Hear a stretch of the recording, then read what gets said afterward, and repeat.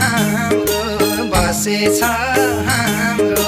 लाग्छ मलाई जे हेरो त्यही राम्रो सुपारी चाम्रो म त के राम्रो छु र